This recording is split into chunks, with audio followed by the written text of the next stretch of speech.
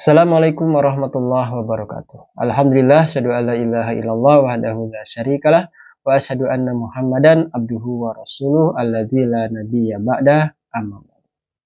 Alhamdulillah, puji dan syukur kita panjatkan kehadirat Allah Subhanahu wa taala yang mana saat ini Allah masih memberikan kepada kita untuk bisa bertemu di channel Mursalin Channel.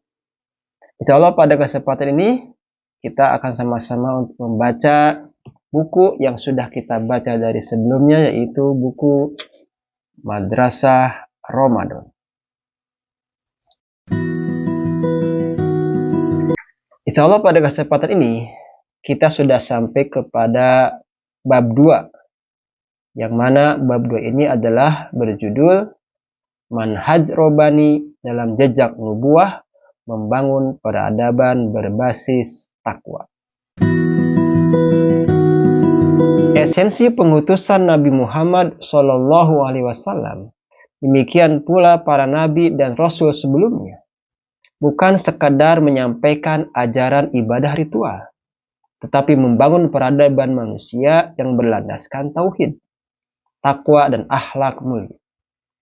Risalah kenabian bertujuan mentransformasi manusia dan masyarakat secara menyeluruh, baik pada aspek akidah, syariah, akhlak, politik, sosial, ekonomi, dan aspek lainnya, dari berbagai bentuk kegelapan menuju cahaya kehidupan yang berkeadaban.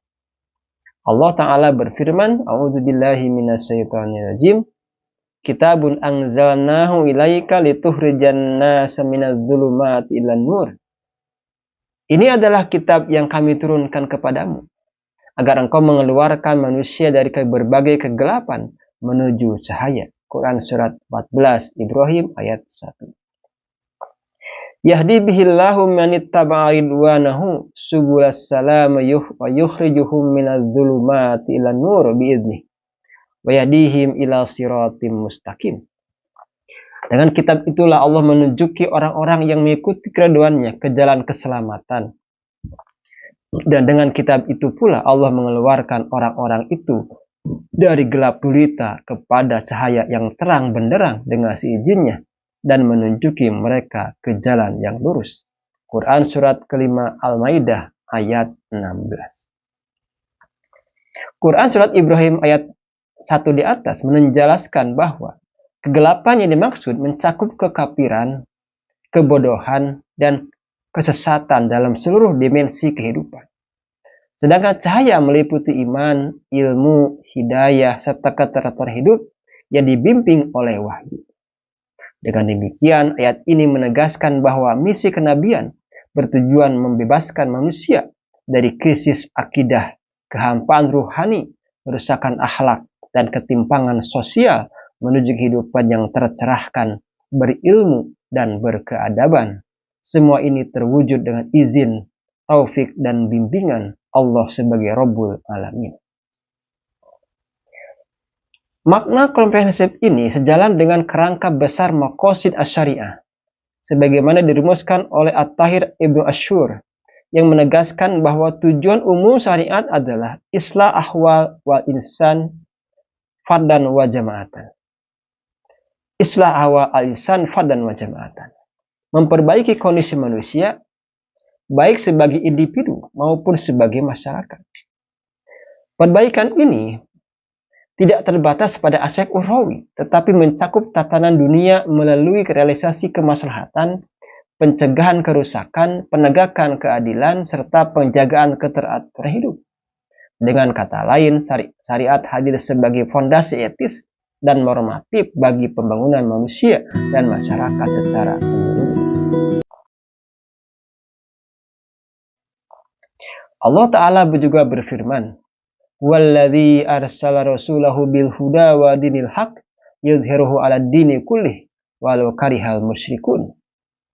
Dialah yang mengutus rasulnya dengan petunjuk dan agama yang benar, agar dia memenangkan atau menampakkan agama itu atas seluruh agama, meskipun orang-orang musyrik membencinya.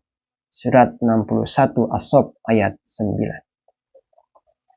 Ayat ini menegaskan bahwa pengutusan Nabi Muhammad SAW membawa misi peradaban yang bersifat global dan transformatif. Frasa liyuzhiru ala dini kulih tidak hanya bermakna kemenangan teologis, tetapi juga keunggulan nilai, sistem, dan tatanan hidup. Islam diturunkan bukan sekadar untuk diyakini secara personal, melainkan untuk ditampilkan yuzhiruhu dalam realitas sosial kemasyarakatan sebagai pedoman hidup yang unggul dalam keadilan, akhlak, dan kemaslahatan. Kata Al-Huda dalam ayat ini menunjukkan arah dan panduan peradaban. Sementara Dinul Haq menegaskan kebenaran normatif dan etis yang menjadi pondasi tatanan sosial. Dengan demikian, risalah Islam memuat dua dimensi yang saling melengkapi, pencerahan nilai, huda, dan legitimasi sistemik hak. Keduanya menjadi basis bagi pembangunan masyarakat yang beradab, di mana keyakinan melahirkan tata nilai dan tata nilai terwujud dalam struktur kehidupan kolektif. Lebih jauh, frase walau karihal al-musyrikun mengisyaratkan bahwa proyek peradaban Islam akan selalu berhadapan dengan resistensi. Penolakan bukanlah indikasi kegagalan misi, melainkan keniscayaan dari perjuangan penegakan nilai kebenaran di tengah dominasi sistem yang bertentangan dengannya. Karena itu, kemenangan yang dijanjikan ayat ini tidak selalu identik dengan dominasi politik sesaat, tetapi keunggulan nilai yang bertahan dan berpengaruh lintas zaman. Dengan demikian, Quran Surat 61 As-Sof ayat 9 memperlihatkan bahwa pengutusan Rasulullah SAW merupakan mandat ilahiyah untuk menampilkan Islam sebagai peradaban hidup yang unggul secara nilai, adil secara sistem, dan membawa rahmat bagi seluruh alam. Ayat ini sekaligus menjadi landasan teologis bahwa pembangunan masyarakat Islam adalah bagian integral dari kenabian, bukan agenda tambahan di luar risalah. Saya baca ulang.